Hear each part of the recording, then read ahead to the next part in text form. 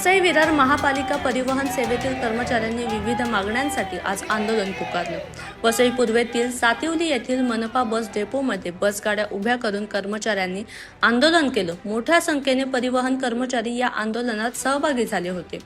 कर्मचाऱ्यांच्या प्रमुख मागण्यांमध्ये वेतनवाढ, नियमानुसार ओव्हरटाईमचा मोबदला, रेट्ससह 8 तासांची ड्युटी आणि परिवहन सेवेत लागू असलेली बुमठेका पद्धत तात्काळ बंद करण्याची मागणी करण्यात आली आहे। चालक आणि वाहकांवर कामाच्या वेळी मानसिक आणि शारीरिक दबाव टाकला जात असल्याचा आरोपही कर्मचाऱ्यांनी केलाय। विविध कारणांवरून मनमानी पद्धतीने आर्थिक दंड आकारला जात असल्याचा आरोप करत कर्मचाऱ्यांनी नाराजी व्यक्त केली आहे। या प्रकरणांसाठी जबाबदार असल्याचा आरोप असलेले महाव्यवस्थापक रवी किरण शेरेकर यांना पदावरून हटवण्याची मागणी आंदोलनकर्त्यांनी केली आहे। मागण्यांवर लवकरात लवकर सकारात्मक निर्णय न झाल्यास आंदोलन आणखी तीव्र करण्याचा इशारा परिवहन कर्मचाऱ्यांनी दिला आहे। त्यामुळे आता मनपा प्रशासन या मागण्यांवर काय निर्णय घेणार याकडे आता सर्वांचं लक्ष लागलं आहे। मुद्दे आमचे पहिला मुद्दा तर आमचा पगारचा विषयावरती आहे। पगारचा विषयावरती आहे की पगार जो इतर महानगरपालिकेचा जो लागू आहे पगार तो आम्हाला लागू करण्यात यावा। त्याच्यानंतर बूम पद्धत जी आहे, बूम ठेका, हे आम्हाला फक्त महाराष्ट्रामध्ये कुठल्याच महानगरपालिकेमध्ये नाही, फक्त वसई विरार महानगरपालिकेमध्येच बूम ठेका आहे, तो त्वरित हटवण्यात यावा। कारण ते बूम ठेक्यामुळे ना आम्हाला भरपूर प्रॉब्लेम होतो। इकडचे जे अधिकारी आहेत ते कसे त्रास देतात तुम्हाला? अधिकारी जो रवी किरण शेरेकर आहे, जो डेपो मॅनेजर, जे आता आम्ही कर्मचाऱ्यांनी रवी किरण शेरेकर को हटाओ और परिवहन सेवा बचाओ हे अशी आम्ही मागणी केलेली आहे। तर ती एक मागणी आहे त्याला हटवणे, कारण त्या जो अन्याय अत्याचार करतो जो आमच्या कर्मचाऱ्यांवरती आज 5 वर्षापासून करतोय तो।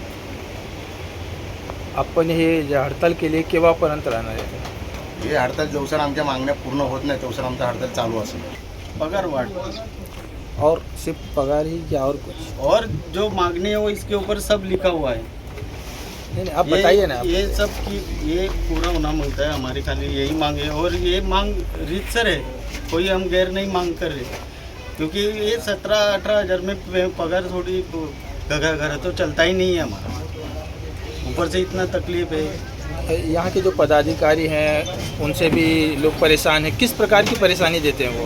पूछ लीजिए इनसे। हमारे स्टाफ का बर्ताव कैसा है सब लोगों के इसमें? हाँ? कैसा है बर्ताव? बकवास है, थर्ड क्लास आहे। किती त्रास देतो, किती सर्वांना त्रास देतो कंडक्टर ड्रायव्हरला सांगा। भरपूर बोलणं चांगलं नाही हमारा डेपो मेंटेनेंस के नाम पे गाड़ियों की कैसे देखभाल होती है? क्या मेंटेनेंस, क्या मेंटेनेंस क्या है? कुछ मेंटेनेंस करते हैं, वो गाड़ी जो खराब लाके देता है हम लोग वही गाड़ी दूसरे ड्राइवर को चढ़ा देते। काम तो कभी करते हैं, हाथ थोड़ा बहुत कर लिया, वो उधर जाके गाड़ी बंद पड़ती है। पैसेंजर का खाली हम लोग को सुनना पड़ता है। तो अगर यहाँ कहीं गाड़ियों की मनपा की बसों का एक्सीडेंट होता है तो दुर्घटना की जिम्मेदारी यही होंगे? सब ड्राइवर ही होते हैं, कंपनी कोई ऑब्जेक्शन नहीं लेती है। मला परवा वसई ते वसई फटा ड्युटी दिली होती। गाडीची कॅपॅसिटी होती 25 सीटची, बरोबर। त्याच्यानंतर गाडीमध्ये होते 66 पॅसेंजर, म्हणजे गाडी ओव्हरलोड होती।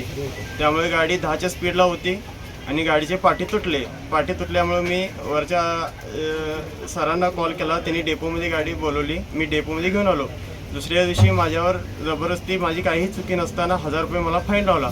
मी शेरेकर सरांकडे गेलो, शेरेकर सर बोलले की मला उद्धटपणे बोलत होते। मी बोललो सर माझी याच्यात काही चूक नाही, मी फाईन भरणार नाही। सर बोलले स्वतःची गाडी असती तर तू असं केलं असतंस का, आणि त्यात आम्हाला पगार आहे कमी, त्यामुळे आमचं घर वगैरे काही चालत नाही। सर बोलले याची पाठीमागचा रेकॉर्ड काढा आणि याला कामात ठेवायचं की नाही ते ठरवा, असं उद्धटपणे मला बोलत होते। त्यांचे जे व्यवहार आहे फक्त तुमच्यासाठी आहे का अजून लोकांसाठी असं? सर्वांसाठी आहे सर। अजून कसं त्रास देतात ते?